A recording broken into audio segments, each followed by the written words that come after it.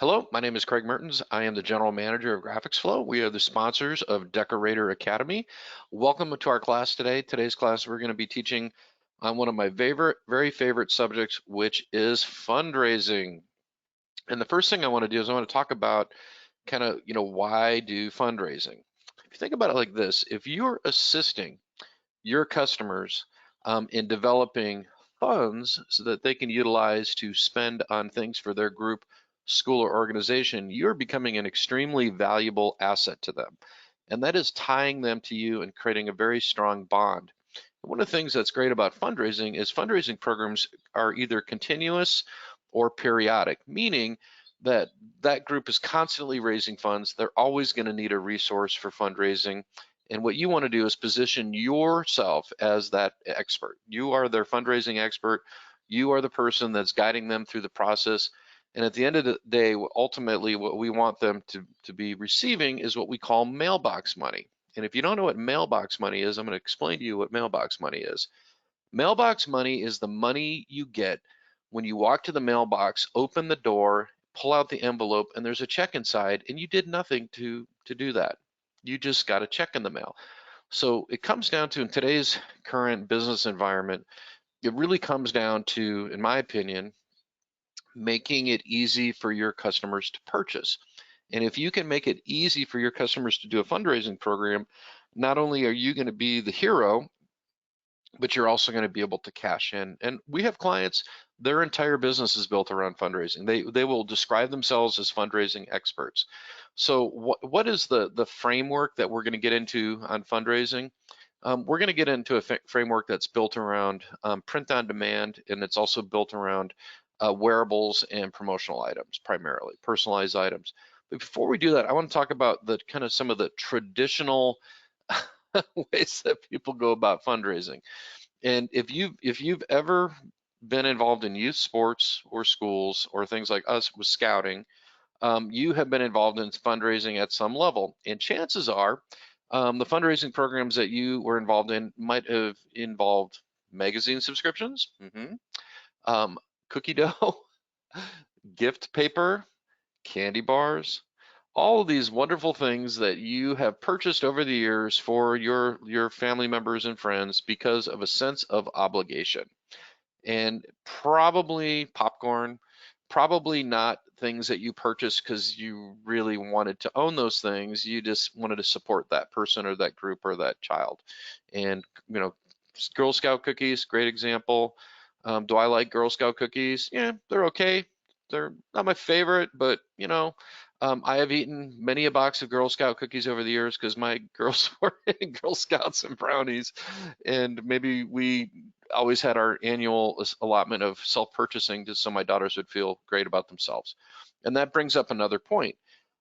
When you're involved in fundraising, especially when you're dealing with children, I'll give you a good example. When I was in high school, we had an annual youth group trip for our church, and we would have to raise money to pay for our fees to go on the youth group trip, and it was usually kind of under a couple $100.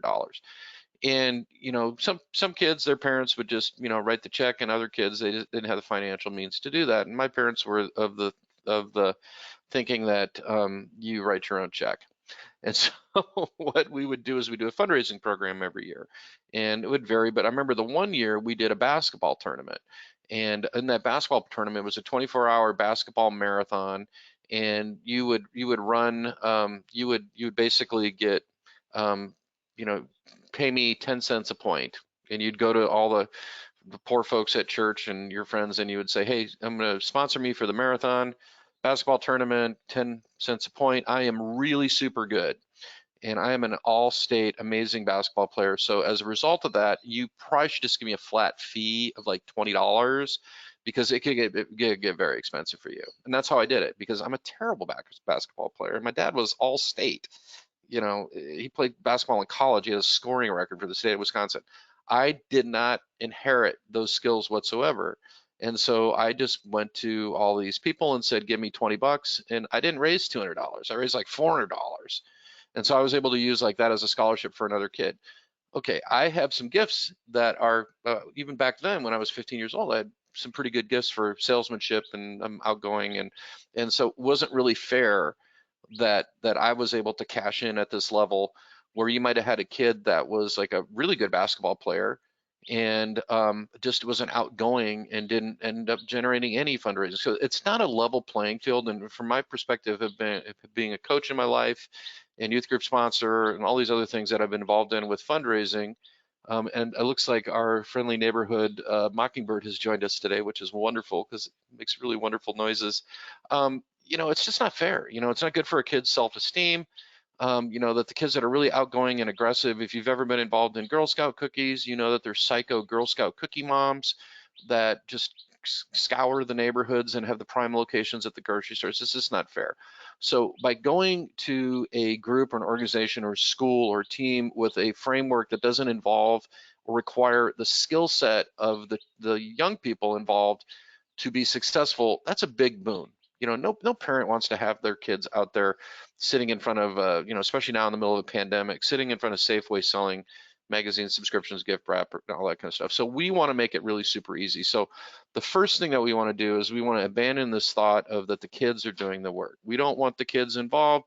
The kids are going to be the beneficiary of whatever we do, but they don't really have to be involved. We're going to let the adults do the work, and we're going to let the kids sit back and enjoy what they like doing, which is playing sports and being active in their community, right? So we have to have a better way, a different way of doing that. And the framework I'm going to show you today is a better way and a different way. And in my opinion, it is the way. In a modern fundraising program, I'm going to go ahead and shut down my video. A modern fundraising program is going to involve the following things. It is going to involve products that people actually want to own and actually purchase. That would be awesome, wouldn't it? Be able to buy something to support your group that you'd actually like to own. Maybe that's something that creates a memory. If you think about it like this, is a good example. When I was in high school, I was a member of the cross country and track teams. And I was very blessed because my parents had a huge screen printing and embroidery business. And when we would do t-shirts, I would enlist the skills of my dad's art department. We had 20 some artists, and we would do some killer graphic. And I would go and make a presentation to the team and the coaches and saying, hey, listen, you guys can go buy from Houts Dixon around the corner, the big lazy sporting goods store that never really does anything to earn your business. Or you know what?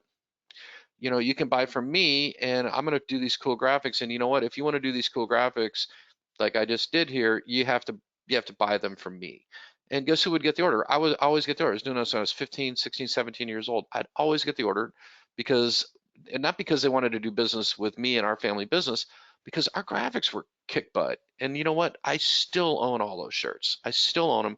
Some of them my daughters have absconded with because, Dad, they're retro. They're really, really cool.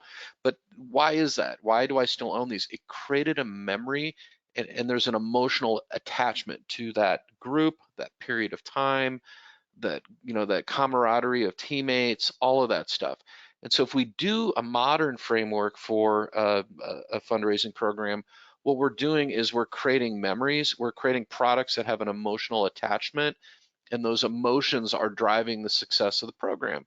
And that is the way you want to do it. People are not purchasing out of a sense of obligation, but they're purchasing because they want to support the group, but they're getting something in return. They're getting a cool t-shirt or a tumbler or a bumper sticker or a license plate frame or something that's meaningful to them, or an embroidered baseball cap. So that's what a modern fundraising program looks like.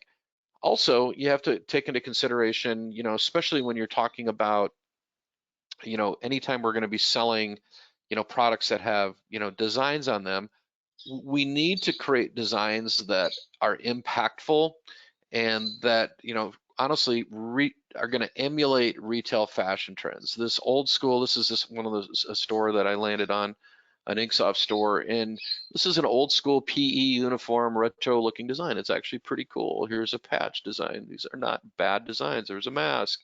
There's a whole set of coordinates where you have one graphic that's coordinated across the whole thing. This is required gym apparel. My gym apparel was never this cool looking. I don't know about you guys. Here's some youth spirit wear. Here is, adult spirit wear. So the graphics are actually a really big part of this, because if the graphics aren't on point, the products aren't going to sell. And one of the biggest mistakes, in my opinion, that you can make when you're working with the client and you're developing graphics is let them drive the car. Do not let them drive the car. They can shout in your ear from the back seat, but do not let them drive. You steer them into things that you know work and are going to be successful, because that parent or that decision maker that's part of this organization might not have good taste. What do I mean by that? Here's what I mean by that. Like my sister grew up in the apparel decoration industry. She was flying out to the University of Southern California from Arizona when she was 15 to 16 years of age and flashing the windows in the college bookstore there. This girl knows fashion retail merchandising. She is a whiz at it, and she can look, and she was a buyer for my mom's retail stores. She can look at a graphic and she goes, that will sell, that won't sell. And I'll go, well, I don't think that's going to sell. And I'm like, well, wrong, blew out in the stores. She just has that inane sense of, fashion or what looks good. And some of you guys have that too, but not all of you. And so if you don't have that innate sense of fashion and what's going to work at retail and what's going to sell, then you're kind of guessing. And when you're guessing, then some very bad things are going to happen. And let me give you a perfect example of some of those bad things that are going to happen. My wife is part of an organization called National Charity League. National Charity League is a mother-daughter charitable organization. They have, I think they're close to 200,000 members now. My wife is on the national board of directors of them. We've been involved in NCL for better part of 15 years. And it used to be the way NCL worked in terms of the merch. The local chapters had authority to get their own merch made, and which means we had the ability to go in and create our own graphics, had complete latitude of the way we use the logos, and create a merch program. And so when my wife, when she got on the board for our local chapter, they would use two events throughout the year. One was a tea that they would run at the beginning of the school year, and then the other one was a senior deal for the outgoing seniors. That was a luncheon that was run at the end of the year. And these are big fundraisers, and they would sell swag. So what they would do is they would order in pre-printed items, and they would sell them at tables at the event. And then guess what would happen? If the products didn't sell, you know what would happen? We'd be stuck with them. And so when my wife took over that position, we got all these boxes. Hey, you're the new merch girl. And they brought all these boxes over to, our garage. They're like, hey, wait, what's going on here? I mean, we're talking like 10 big old boxes of merch that didn't sell. And so me with my critical eye, I took a look at it and I go, yeah, I know why it didn't sell. The graphics are terrible. The product selection was not good. You guys did everything on black, which is fine to a certain degree, but people want other things that are more colorful, and we got stuck with all this merch. And basically, my wife had a budget, and we had to clear out all this merch in order to make room for new merch. And so what we ended up doing was when they had their kickoff event, they just, these shirts, they sold for like $2 a piece just to get rid of them. These are t-shirts that probably should have been sold for $20. And so I worked with one of my coworkers, Katie Owen, and I worked with one of my coworkers, and my wife and Katie and the board members at the National Charity League, we developed a whole graphic line, and we did embroidery. We had these cool little, like the Cuban caps with embroidery on them. We had yoga pants that were embroidered. You'd roll the seam down and it would show the logo. It was really classy. We did these burnout tees. We did workout tanks. We had a whole merch line, lots of colors, very bright, very vibrant. And these shirts sold and sold out, to the point where when they did their national event, we brought some of our excess merch to the national event, set up a table, and people were buying Sonoran Centennial merch, even though they weren't part of our chapter. They're like, God, your merch game is so great. That program worked because they had an industry expert that knew graphics. That two of them, Katie and myself, put the graphics together, and that program worked really well because we knew what we were doing, and we knew what the product selection should be, and we knew colors and what we should do with the graphics, and it worked out really well. Now, long story short, what happened is NCL went licensed, and they had a licensing company. They locked everything down, so there's very little latitude that the chapters can do with graphics. You can't even do your own graphics. Basically, you can do the logo with your name underneath, but the NCL gets a percentage of everything sold through this national licensing organization. So, the good old days of being able to do things that are creative are kind of over, and you do see that to a certain degree. But the point is this: if you let the client drive the graphical part and you don't put some input into it and steer them into things that you know will do well, then you're going to have a program where they're going to be either loaded up with inventory if they're doing a stocking program, or you're going to have a program where we put it out on the website and nobody buys anything. And you know who that reflects on? That reflects on you. You have to be the expert. You have to lead them. You have to tell them. And I'm going to show you exactly how to do that. So let's kind of walk through kind of how an approach that I would make. If I was approaching a group about doing a fundraising program for them, we'll just use an example. We're just going to pick a local um, high school here, and we're just going to do like a booster program, kind of a rah-rah spirit program for a local high school. And I'll show you how I do it. First thing I would do is I would get on the website for the school district, and I would find out who the decision makers are for the different organizations within the group. I would go on the Scottsdale Unified System School District, and I'd go to their school directories, and I would create an Excel spreadsheet that has all the decision makers for each organization. So if it was the booster club, which is probably going to be a parent, is going to be in charge of that. The drama club, all the different clubs, organizations, and groups. And if I'm going to target the booster club, I already know ahead of time that is going to be very competitive. And there's a possibility that there's certainly likely that another vendor is going to be involved in that, but it isn't going to stop me from making a play at them. What I'm going to do is I'm going to use kind of a scattergun approach versus a kind of a laser approach.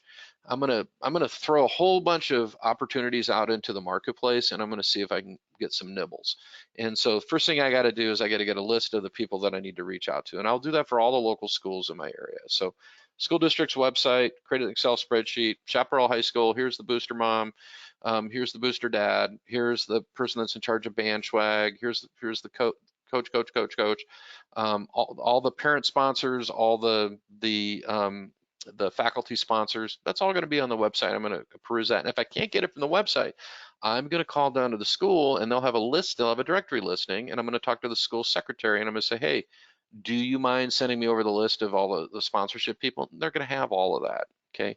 Now, bear in mind, in some school team opportunities, there's going to be, they're going to be bid lists. You have to be an approved vendor. But if you go through the booster clubs, which are not directly affiliated with the school, guess what? You get to bypass all that. So, that's one of the advantages of going outside the official channels. So once I get that list, I am going to send them a very crafty little email. Explains that I'm a local business. If I am a woman, I'm going to say I'm a local female-owned business, because female-owned businesses in many school situations get preferential treatment. We specialize in doing local fundraisers. We will host the whole program for you. There's no requirement for inventory. At the end of the event, you guys are going to get a revenue share. And basically, all we're going to ask you to do is to promote our program through your social media channels and email. Real simple, concise email. Here's an example of a store, link to store, to see what we've done for other people, preferably in your community. You're going to use your stores as your showroom to show them what is possible. And that does a couple things. Number one, it's going to give you credibility. They see the store or a group of stores and what you're doing, and all of a sudden you have instant credibility, and they're like, oh, wow, you're doing business with this group. Well, you know what? They don't have to know that this store is just a demo store, but certainly if you're going to set up a demo store, you want to set up a demo store that has used for placeholder text, somebody within your community. Or if you wanted to, your demo store could be their group, their colors, their school name. Imagine that. This is what we can do for you. And I have users like Inksoft users that are clients. They set up demo stores as their prospecting tool to go out and get new customers. I personally, I believe that's absolutely a genius way to do it. And they're basically using this as a portfolio. And I think that's absolutely brilliant. So what I'm doing is I'm going on a fishing expedition. And if I have a phone number for that individual, I am absolutely positively going to call and leave them a message. If it's a teacher, they're probably not going to pick up the phone. If it's a parent, they might pick up the phone, but I'm absolutely going to leave them a message, because the message is going to prompt them to open my email. That's the purpose of the message, is to get them to open the email. So I would leave a message like something like this. Hey, my name is Karen. I am a local female vendor in your area. You'll love that. And I just sent you an email. We do fundraising programs. There's absolutely no risk to you. We've been extremely successful doing this within your community. I would love to be able to sit down with you or have a brief Zoom meeting to discuss kind of the framework and how we could do this for you. I sent you some examples of some fundraising programs we've done for other people, and love to have an opportunity to talk to you. Simple little voicemail, 15, 20 seconds, high level of enthusiasm. People return my emails because I don't expect them to call me back, but people do return my emails because I leave good voicemails. I leave really good voicemails, high energy, lots of enthusiasm, and I sound like a nice person. That I'm not scaring anybody away. So once I get that, engagement with that client, and maybe I do one school and I send out 20 emails to that group or that school, and maybe I only get 2 hits on it, right? That's 10%. That's pretty decent. I got 2 hits. And if I do that to, draw a map around your community. I'm in Scottsdale, Arizona. If I go out 5 miles from my community, there's 3 high schools, and there's probably about 7 or 8. There's 2 middle schools. How many middle schools? 1, 2, 3, 4. If I go out 10 miles, wow. If I go out 10 miles, we probably have 20 high schools within 10 miles, and maybe 30 or 40 middle schools, and maybe 50 or 60 elementary schools. We're in a big metropolitan area. But if you it's kind of like fishing, and if you know me, I love fishing analogies. If you get more lines in the water, you're going to be more likely to catch a fish. And if you don't get lines in the water, you're not going to catch anything. So you got to get those lines out there. So one of the things that I personally believe is really challenging for people is that not everybody's outgoing. My kids laugh at me because I'll talk to anybody. If we're in an elevator in the hotel room, I'm talking to the people in the elevator. They're absolutely humiliated and embarrassed that I do that. Personally, I've had some incredible experiences just by talking to people in elevators that turn out to be my dad's girlfriend from grade school in a town of 500 people. True story. In an elevator, just by chatting somebody up.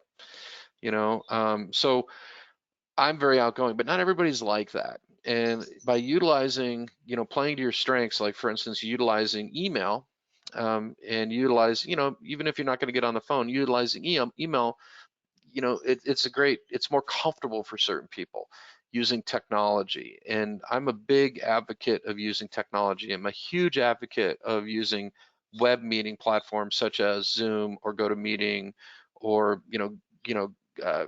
popular ones are going to be Zoom, GoToMeeting, Google Meet, Microsoft Teams. Those are going to be your big ones. I'm a huge fan of that kind of connectivity because there's something to be said for video. There's something to be said by 2 people having face-to-face communication, whether it's in person, which not everyone's comfortable doing that right now, versus a phone call. It's just easier to blow somebody off on a phone call than it is if we're on a Google Meet. And it's more personal, more intimate, right? You can really develop a connection with somebody. So what I'm ultimately trying to get is a Google Meet or a Zoom out of that person. That's my end game. I want to talk to them about what we can do, because that person is more than likely going to be a kind of a fact finder, and that is going to take this information back to a board that's going to make the ultimate decision. So I want them to be an advocate for me. It's really important. So once we get into the process, what I'm gonna be doing with them is I'm gonna be engaging them in the process of selecting graphics. Even before we have an agreement or a contract or an order, I want to engage them in the process of selecting graphics. So how can we go about doing this? Well, there's a multitude of ways of doing this. I'll show you a couple different ways, and then I'll show you the modern way of doing it. Way number 1 is we could just go and create a little mock-up like this. And we could go into our graphic software of choice, whether it's maybe CorelDRAW or Adobe Illustrator. We could create a design from scratch. We could mock that up on a shirt, and maybe we create a little PDF flyer and we email that over to them. That would be one way of doing it. And that's not a terrible way of doing it. The other way we could do it is by sending them a link to a web page. That would be kind of cool, sending them a link to a web page. Not a bad idea. If you host your own web page and you can put some samples up there, or you could use like an Instagram page as a showcase. I suppose you could do that, but this is what I would do because I have GraphicsFlow at my disposal. And GraphicsFlow is the namesake of our company. And I'm going to log into my GraphicsFlow account. And what I would do in the case of a Spiritware program, I would have the email of the person that I'm going to be presenting to, and I am going to create an art approval, and I'm going to sign them up for that art approval. So we're just going to create an instant web page right here, and we're going to call this, we'll call this Chaparral Boosters. Okay.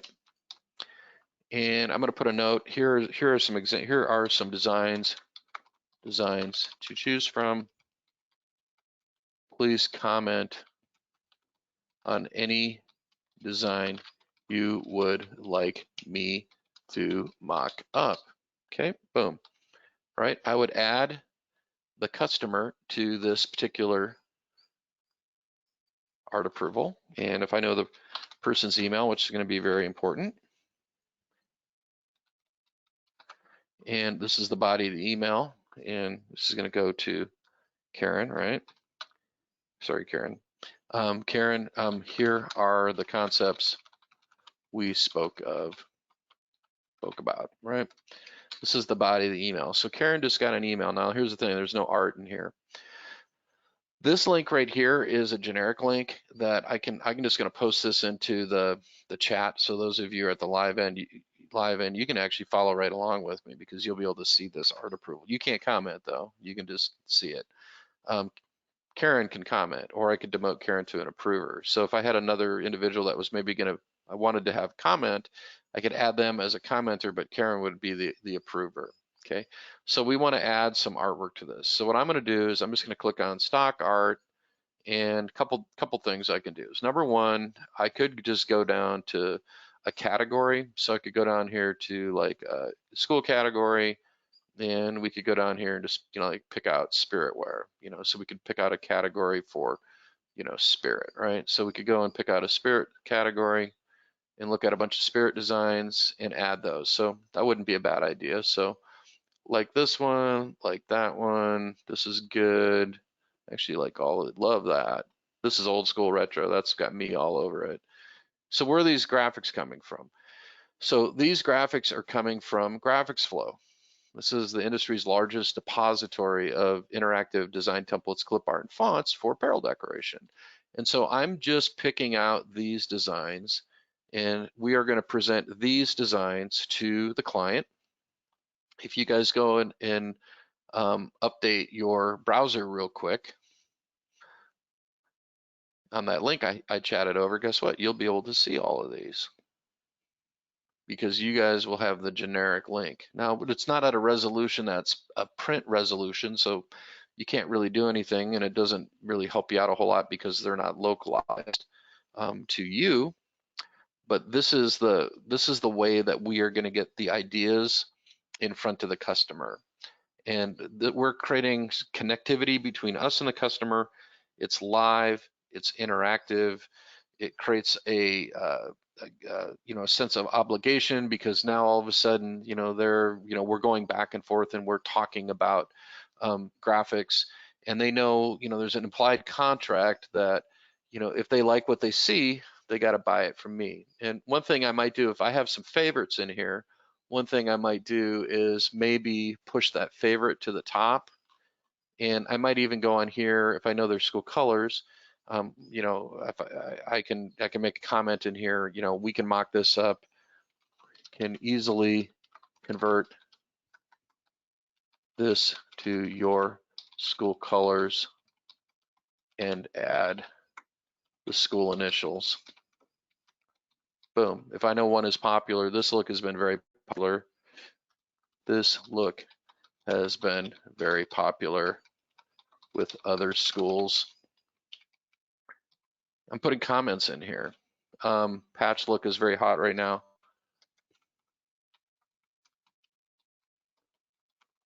Hot right now.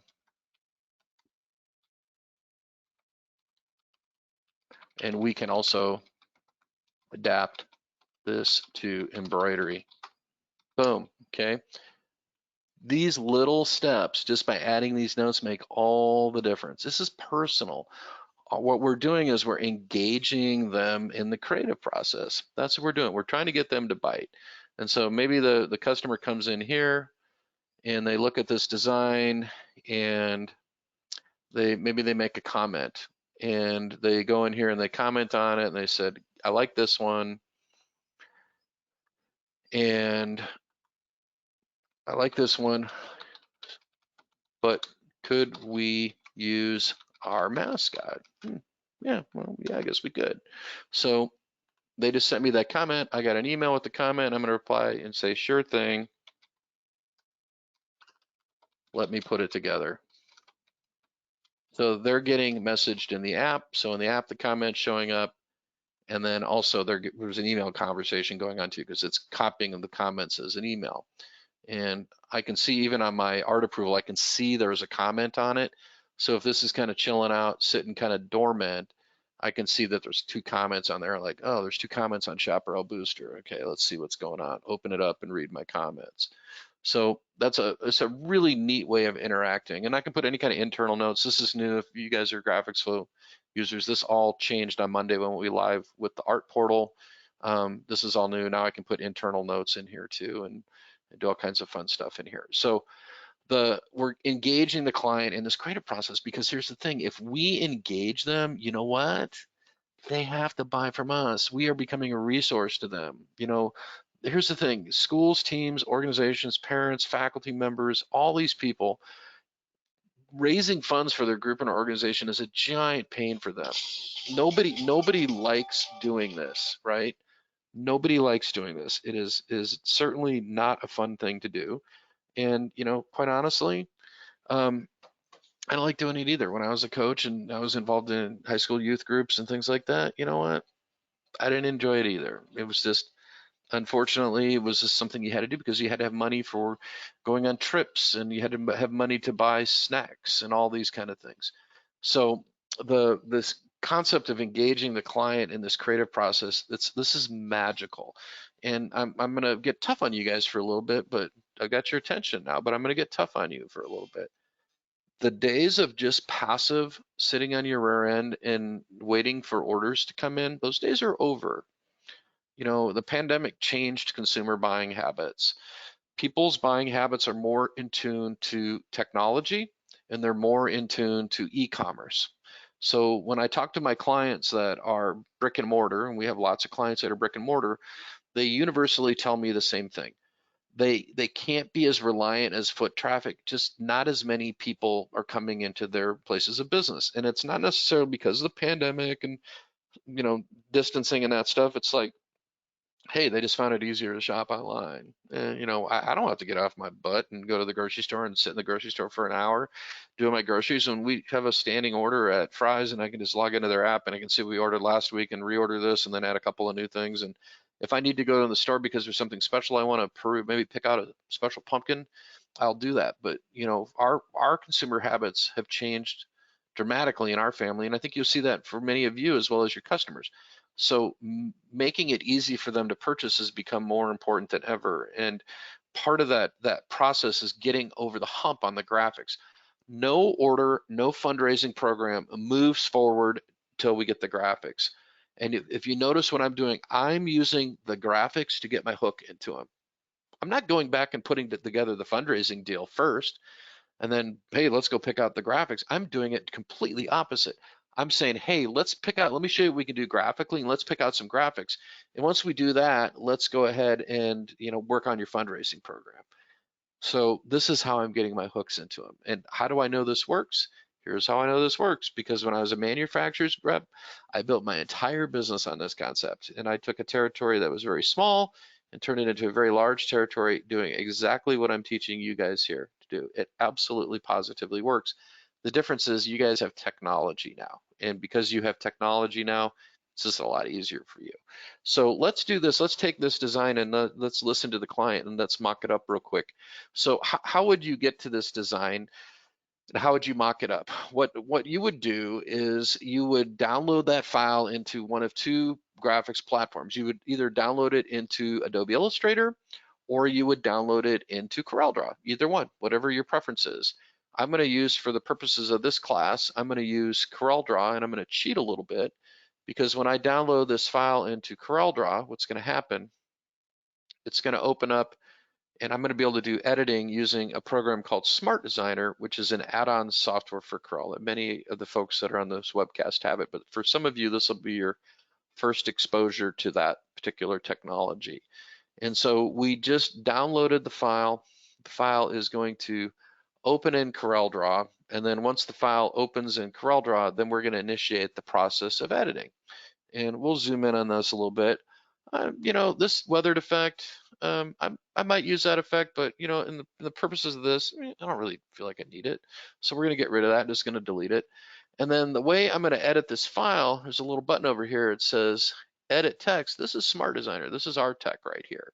And when this file popped in here, if I want to change this to another, you know, letter C and change this to 21, and we'll change this to Firebird Pride, and then we'll change this to Chaparral. And actually, we're going to swap this out with the clip art image. So this is actually going to be clip art. And so whatever is selected is what's going to get swapped. So I've got this whole thing selected, and I'm going to use my GraphicsFlow account to suck down a clip art image. So I'm going to go down here to clip art, and I'm going to type in Firebird, see if we got any Firebirds. And after I find the Firebird, what I'm going to do is I'm going to suck that Firebird down. Ooh, I like this guy with the sunglasses. That guy's pretty cool. This is the old school classic Firebird. So we're going to old school it, guys. So I'm just going to go down here and I'm going to download this file. And once that file downloads, I'm just going to pop it into, actually what I'm going to do is I'm just going to pop it in here. So we're going to open up that file, take it, and replace it. And then we're just going to move that down in here. And now we got some color stuff that we have to deal with. So a couple things I can do with this file that would be kind of fun. Number one, let's take it, we'll do the 2-color version of it. And we'll make this a little bit smaller. And we'll center it up in there. And a little trick in Corel, if you hit C, it'll center it. There you go. And let's, you know, I could do some manual recoloring on this if I want to. I'll show you a manual way of doing that. I can just grab the little dropper here, and I'm going to grab that white, and this outer boundary color here is going to become white, and then the inner color is going to become gold. So I'm just going to go over here and make the inner color gold. So that'd be one way of changing it. It's starting to come together. I'm not a huge fan of this font. I want to use a different font. This is the Game Day font, and I think I want to switch Chaparral to the Game Day font too. So I'm going to type in DAS Game Day, and we're going to switch that out, and then we're going to do the same thing here. I'm just going to type that in, and we're going to switch that out, just for continuity purposes. And your most recent fonts are going to show up right up here, just so you're aware. So we've got this going, and I think what we want to do is probably go this route, okay? So make that a little bit bigger. Now, but we could also make that a script. We could make that a script font if we wanted to, but I am going to kind of spread that out a little bit. And in my opinion, this is cool. I like the way it looks. It's cool, but you know what? I think we need to add a text effect to it to make it cool. But first, let's make it chaparral colors. So what I'm going to do is I'm going to go down here and I'm going to say edit colors. And here's the color in the design. And what I'm going to do is I'm going to do a swap. And so chaparral actually uses kind of an old gold. And they use quite a few different golds, but generally speaking, they use an old gold. And so we're going to go down here and we're going to pull up a kind of an old gold color, get into the gold ranges here. And how deep do we want to go into old gold? That's pretty old goldy right there. I mean, that's like legit old gold right there. And probably in this part right here, we probably want to make that, thinking white. And then this part, I don't know if I like this outline effect on it. So I'm going to get rid of one of these layers on the outline effect. Just go that route. It looks good. And this color is bright red. So Chaparral uses 032 Pantone red. So I'm going to type in 032 Pantone red, and then we're going to make that red. There we go. And this blue, we want to make that old gold, right? Or what would it look like with? You know what would look good there is 123. And they do use 123 occasionally. Boom, there's your gold right there. So what we want to do is maybe add a little bit of visual value to this. So we're thinking ahead, like ultimately, what is the process that we're going to be using in this fundraising program? What are we going to do? We have a DTG printer. If we have a DTG printer, then we can simply, print. We have a lot of flexibility in how we set this file up. If we're going to screen print, this is on a gray shirt. This is going to be a 3-color design with white. Okay, if you do a white underbase, it's going to be a 4-color design. Same thing if we order a traditional screen printed transfer. If you have an Okidata white toner printer, no problem. Colors are not an issue to us. We can print multicolor. Here's a novel idea on this. Let's say I have a direct-to-garment printer, which a minority of you guys have. This is a really easy program to do on a direct-to-garment printer because as the orders come in, I can just print them. But not everybody has access to that.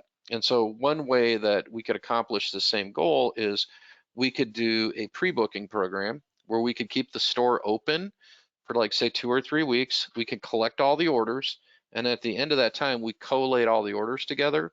And then what we do is we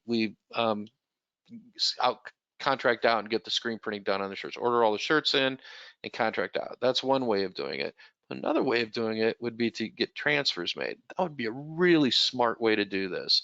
And so what we can do is we can do the same idea. We can, keep the store open for a period of time, collate all the orders, order transfers, and heat press them. Or what you can do is you can talk to the client and say, hey, listen, we're going to order in some transfers. You're going to give me a $200 deposit, and I'm going to order in like 50 transfers. And we're going to draw against that transfer inventory. And when that transfer inventory is used up, then what we're going to do is we're going to order more transfers. And now you have direct film transfers, you can do full color and you're not paying by the number of colors in the design. Direct to film is a big deal, and we'll talk about that in a little bit. So thinking through like the process of what our production process is going to be is going to partially dictate how I'm going to present this to customers. So if I'm not super worried about colors, it's like one thing that Chaparral does, they use black a lot in their graphics. Then I might add a black in here because maybe I'm going to do a direct to film transfer or DTG print, and I don't have to worry about these extra colors.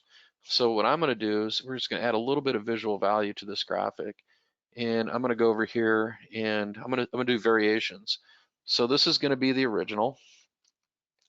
And I'm going to create another page. I'm going to duplicate this page. And this is going to be a variation. And then I'll probably do a third variation too. And I am going to save this. I'm going to save all the collateral for this particular file in the same folder. And I have a little folder up on my desktop called Webcast Samples. And I'm just going to create a new subfolder, call it Chaparral. So we're going to call this Chaparral. And we're going to call it Firebird Pride. Okay, so there's my design right there, Firebird Pride. I'm going to do it a variation. I'm going to take Chaparral, I'm going to select that, I'm going to go to Effects and Smart Designer, and I'm going to go to Outline Effects, and I could do a printing effect. So we could do something like that, which to me is a little over the top, but looks cool. But I'm going to stay a little bit more traditional. And so I'm going to remove that effect, and I'm going to stay a little bit more traditional and not do something that's quite so complicated. And the way we would do that is we would do an effect that was more like something like this. an outline effect like that. Now, if I want the shirt color to come through, I would go down here and say knock the inline color out, but I don't. I actually want that to be white. And I'm going to thicken that up. I'm going to undo that real quick. And we're actually going to thicken that up a little bit so the lines are a little bit fatter. And we're going to hit apply and put a nice fat outline on that. And then we could put a nice fat outline on this if we like it. Not bad, looks good. Okay, if on this design we wanted to, we could also just do something just simple. You know, if we wanted to do something maybe a little less complex, and we want to come over here and we want to do more of the traditional outline effect, come down here, maybe do one of these print effects. We could do something with maybe a drop shadow on it. Yeah, that I like. I like that a lot. Yeah, perfect. So what I'm going to do on the drop shadow, I'm going to make the drop shadow black. And we're going to see if we like. We're going to love it or we're going to hate it. So you tell me. So I'm just going to take black from over here and we're going to drag that in. Yeah, I do like it. Like it a lot. Oops. Actually, that black looks good there too, didn't it? So there's that. And maybe, just maybe, the inside we're going to go gold. Nope. Could go, I don't know. This is interesting. We might go gold in the inner layer here, right there.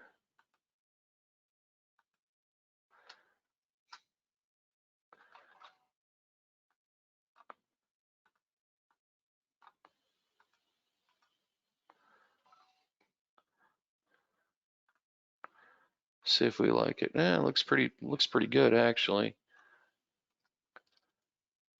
That looks really good. So I think that's what I'm sticking with, right like that. So there you go. There's our design. We got it all set up.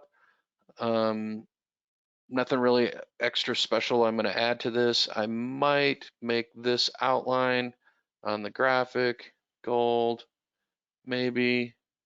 Yeah, add a little black outline to it so it's white and black, looking good. So here's our design. This is what we're gonna present to them.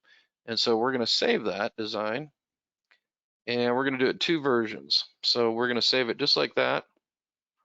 And then we're gonna do a version with the weathered effect. So this is the version that's gonna have the weathered effect right here. And I'm just gonna rename that page, call it weathered. And then over here, we're just gonna call this original. And let's go add that weathered effect. So what I'm going to do to add the weathered effect, I'm actually going to mock this up on a product first. So I'm going to go over here to Virtual Samples and Smart Designer, and we're going to put this on an Oxford gray t-shirt, which should look absolutely awesome.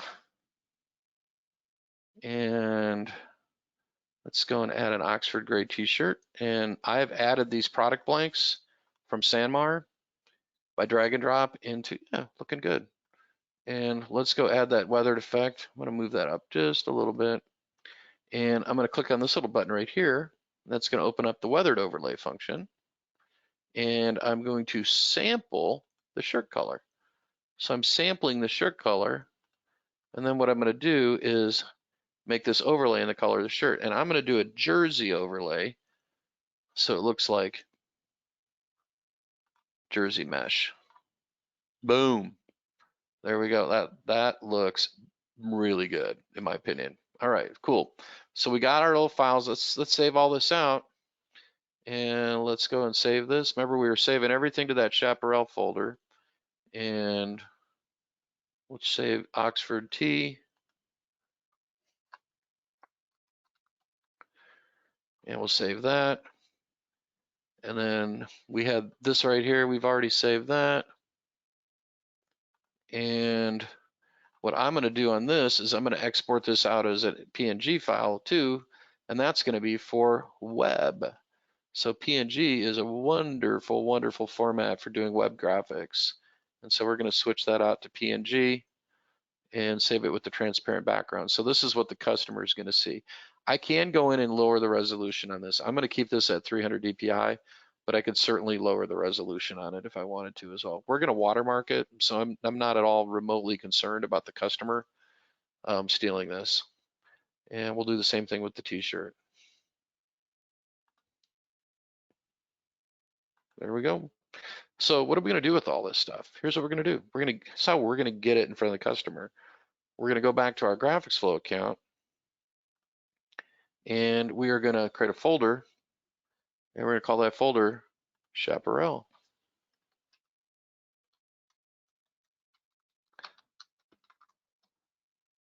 And then I'm going to use GraphicsFlow to upload that. And I'm just going to upload everything into this folder. I can drag and drop too. So I'm just going to take the whole thing, everything right here. I'm just going to upload it. And then it's chilling here, and I'm going to do a new art approval to this client. I'm not going to use the other one. I'm going to add it to a new approval. And the reason I want to add it to a new approval, I only want them to see the modified design. I don't want them to see the other designs competing with them. And so what I'm going to do is I'm going to go over here, and I'm going to create a new art approval. And we're going to delete this one because I really don't need it anymore.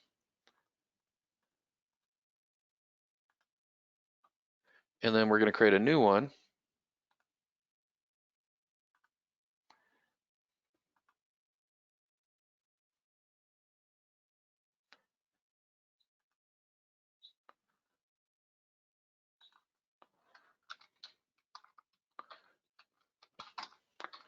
Proof. I'm just going to go over to my art, go to my Chaparral folder.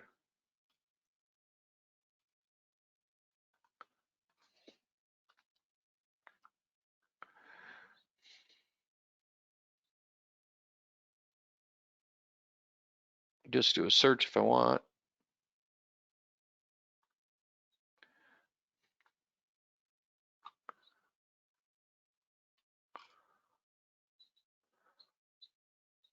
Oh, there it is. And I'm adding the PNG files. I'm going to add the PNG files, not the CDR files. So I'm just going to add these two files. And so, can we trust every customer? The answer to that question is no, we can't. And so what we're going to do is take a little insurance policy against them swooping our art. So here's what we're going to do. I'm going to move this design to the top. And then what I'm going to do is I'm going to click on this design. I am going to change the background to gray. And we are going to change the background to gray right here. But I am going to add a watermark here. And there's two ways to do the watermark. Way number one is just to manually watermark this. So that's way number one. And then way number two would be to globally watermark it. If I go like this, I can globally watermark the whole thing.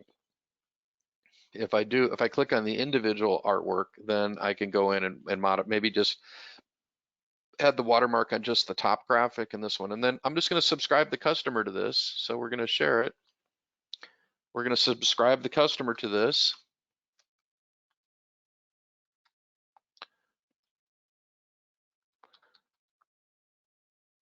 Here is the proof. Please click approve. And we can start getting your store set up. Notice I haven't even talked about price yet. We haven't even had a conversation with them on price. So they're going to get this. They're going to click approve.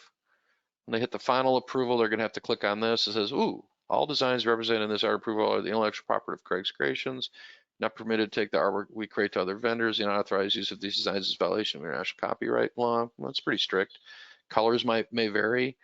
This is a little disclaimer. Screen images are intended as guide only and should not be regarded as absolute correct. When approving, you're acknowledging the fact that you're waiving any claim of dissatisfaction due to color. Boop, click on that, hit approve. This came in approved. It's going to be sitting in my art approvals. It's approved. Now there's a documentation that they've signed off on it. And now we've got the art done, then we're going to start talking to them about the framework of how this program is going to work. And here's the scoop. Nobody wants to pay for inventory right now. People do not want to stock inventory. They don't want to put anything up front. do not want to be stuck with color ranges. They do not want to stuck with sizes that don't sell, trying to guess what sizes to pick. Folks don't want to do that. And if you're not in a position to do like what we would call print on demand, it's okay because we can do a pre-booking program. So print on demand in this context would be different. We would have the web store such as this. The customer clicks on the item, they place the order, you get the order, comes in, and you go in and, if you're using heat press process, you heat press the shirt, pop it in a bag, ship it to them. That's one way of doing it, and that's an excellent, excellent way to do it. But the other way of doing it is a pre-book, where we would leave the store open for a specific period of time. In this case, I'm using an Inksoft store, so Inksoft has the ability for me to set a timer on the store that tells you, when it counts down to when it's going to close, and I can also set up a fundraising banner on the store that says this promotion has raised XYZ amount for Beaumont seniors. And those are functions of Inksoft. People use other, e-commerce platforms, but in my opinion, Inksoft, who's our parent company, is they're the gold standard in e-commerce for personalization and apparel decoration. But doing it as a print on demand where we're producing the product as we go is one way to do it. And the other way of doing it is doing it as a pre-booking program where we leave this up for a period of time. 2 to 3 weeks is typically the average. We close the store, we collate the orders, we send it off to either get screen printed or get transfers made, or you can print it on your DTG printer. That is a very good way to do it if you don't have a print on demand capability. Nobody wants to stock inventory these days. They just don't. And people don't want to collect money. They don't want to have kids running around collecting checks from parents. So what we just did is we made this absolutely crazy easy for our customer to buy from us. And what do we get out of it? We get to keep more of the money, because when we're doing this type of a program, it's going to be built on a revenue share. You're going to work with the customer to establish the retail price. Mark Heiss, one of my very good customers, taught me this, and I thought it was very, very wise. When he works with his customers on a print-on-demand fundraising store like this, he tells them, he says, hey, listen, our average, this is what we would sell this product for at retail. And we would sell, we'll just use an example of just a kind of a generic t-shirt. Okay, we'll do this t-shirt right here. This t-shirt typically with like a screen print type image, $15 is actually a good market price for that. We would sell that for $15. We're going to give you, at that price point, we are going to give you a 20% revenue share. You guys have to do nothing. You don't have to pay the taxes. You guys aren't going to have to collect any money. You're going to get mailbox money. So 30 days from now, once the program closes and we've done fulfillment, what we're going to do is we're going to write you a check for 20% of the revenue that was generated on this platform. So if you want to know what you're going to be paid on this shirt, every time one of these shirts gets sold, you're going to be paid $3 of that. You don't have to stock any inventory. You have zero risk, zero responsibility. Now, what if they come back to you and say, hey, we want a bigger percentage? You say, hey, listen, we can give you a bigger percentage, but we have to raise the retail price of the shirt. So if you want to, a 25% revenue share, then we're going to raise the price to $18. If you want a 30% revenue share, we're going to raise the price to $20. So you're setting the retail price. And so what they get is they don't have to assume any risk. They don't have to put any money up front. And let me give you a perfect example of this, which is actually is Chaparral. One of my we were sitting at the bar at Scottsdale Brewing Company, which has since closed. Kind of sad. It was an awesome place. And we were watching a football game, and there was a couple sitting next to us, our age, and we were talking to them. Maybe they're a little younger than us, and we were talking to them, and they said, "Oh yeah, you guys live in the neighborhood? Yeah, we do. Oh yeah, where your kids go to school? They go to Chaparral. Oh, I went to Chaparral. Oh, yeah, I just got elected. I'm the booster club mom for the volleyball team. Wow." And I said, "Hey, what are you doing for swag?" And she was like, I don't have any budget. I talked to the athletic director and he said, hey, I have no swag budget. I said, you don't need a swag budget. And I got her information, texted it over to one of my customers, and I said, hey, listen, Jill will set up a store for you and you won't have to stock anything. We'll just do a print on demand. You guys will get a check once a month. Boom, done. And she had no idea something like that existed. People are a little savvy. This is a couple years ago. People are savvier now. This is probably about 4 years ago. People know these kind of fundraising programs exist. But you need to be taking the leadership position. You need to be holding the hands of your clients or prospective clients and guiding them through this process. You need to be establishing yourself as the expert. You're the one to lean on, and you don't make apologies. They're going to come back to you and says, yeah, but I can buy those shirts for $8.50, and then just place a bulk order. And said, yeah, you can, but then you're going to have to front the money for the shirts. You're going to have to collect the money. You're going to have to collect the taxes.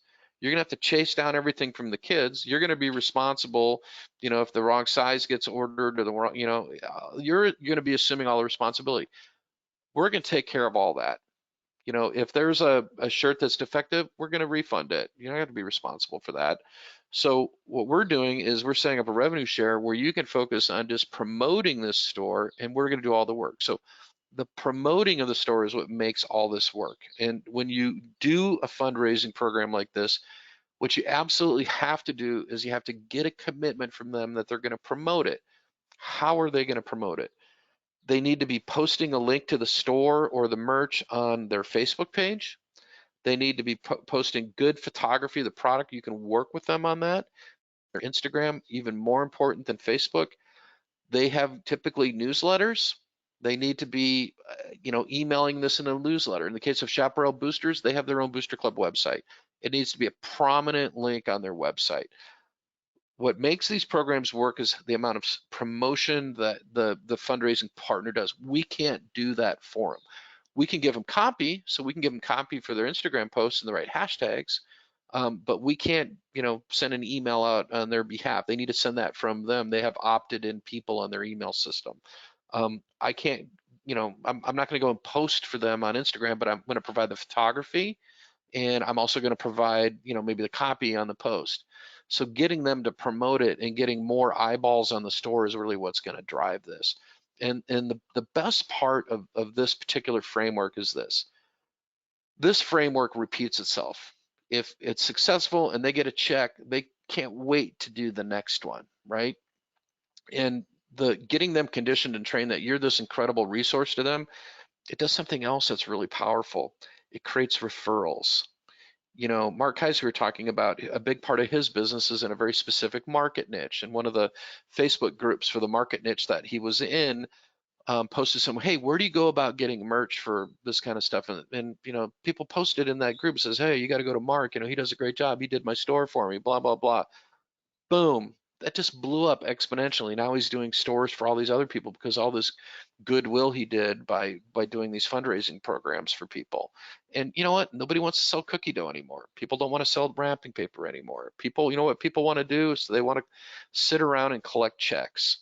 And that's what you're going to do. That's the resource that you're going to become for your clients. And a combination of what we showed you right here in using our GraphicsFlow account and setting an e-commerce store up, whether you're using Shopify or Square or GoDaddy, or even you have the gold standard with the Inksoft. Having e-commerce is what drives all this. The days of kids running around with flyers, yeah, you can do that. Is it a good way of doing it? No, it's incredibly inefficient. Checks get lost. Your average young person and even anybody under the age of 35, they just want to go on their phone and place their order for their shirts. They just want to go on their phone. They don't want to fill out they don't want to write a check.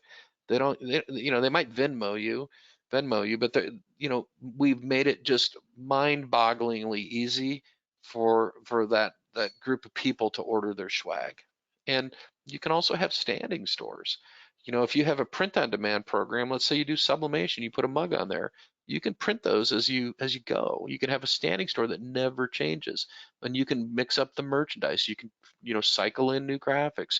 You can test a graphic. If it doesn't work well, you put another graphic in there. That's the magic of this platform. You can build your entire business around fundraising programs. And the neat part about that is if you build your business around a fundraising program, guess what? Other things will just fall in your lap, like maybe their uniforms, or maybe they're active in their church and you were doing their program for their senior shirts, and the person that's in charge, they're youth group leader and their kids are going on a retreat to El Paso. It's what we did. So there's all these other opportunities that come off, but the graphics is the key to the whole thing. And one of the unfortunate things in our industry, it's my belief, is the way that most businesses in the apparel decoration and personalization industry interface with their clients on graphics is generally pretty dysfunctional. You notice what I did, I used art approvals to present graphics to clients and to just to get some ideas in front of them. So we didn't have to, they're not going to Etsy or Google search or Facebook or Custom Ink to design something. We're just giving them ideas, and we've curated some designs that are cool, that are trendy, that are emulating popular retail trends, and we're presenting them and we're giving them 10 choices, they pick out one. Okay, perfect way to do it. But here's the thing, there's another way to do it. And the entire apparel decoration world changed on Monday. And the entire apparel decoration world changed on Monday when GraphicsFlow Art Portal was introduced to the marketplace, because now our clients have an alternative way of interfacing with their customers on art. Because what we would do now is we would send our clients to our art portal. And inside my GraphicsFlow account, if I go to my account settings, if I'm on an elite or a pro plan, I would go to art portal and I would enable my art portal. Here's my link right there. I would enable what I'm going to allow clients to search through: designs, clip art, or fonts, or maybe just designs. I'm going to add the link for need help. It plays a little help video that shows a client how to submit an art approval, or excuse me, art request. I'm going to go ahead and enable the contact us option. Contact us I have set going to me, but I could send it to another coworker. Art requests I have coming to me, or I could set that to go to both of these people. I just sent an email to myself as soon as I did that. It says, hey, you've been signed on to do art requests. I can change the colors of what my art portal looks like to match my corporate theme and my logo, change the size of my logo. I can put in whatever copy I want in here, which is in the header text for my art portal and my description. And maybe I'm an Inksoft user, I have my own website. Here's the HTML code to embed art portal into your website. And guess what? Here's what it looks like. So now what we do, we direct our clients to our art portal. The client goes to the art portal. They look in here.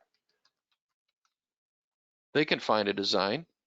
If they find something that they like, whether it's by virtue of a category search or a style search, or by virtue of a specific keyword, guess what? They can click on this design. They can change to chaparral, Firebirds, old, gold, red, and white, gray t-shirt. Boom, they added that. They could submit that to me. Here, we'll get rid of that one. They can submit that to me. This comes in as an order. They have to put their phone number in here. They have to put their email in here. If it's not a legit phone, I think it's fair to say that you don't have an obligation to get back to them.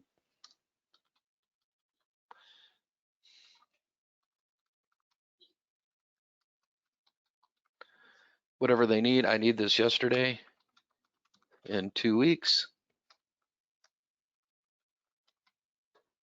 I'm not a robot. Submit it. Guess where it just came to?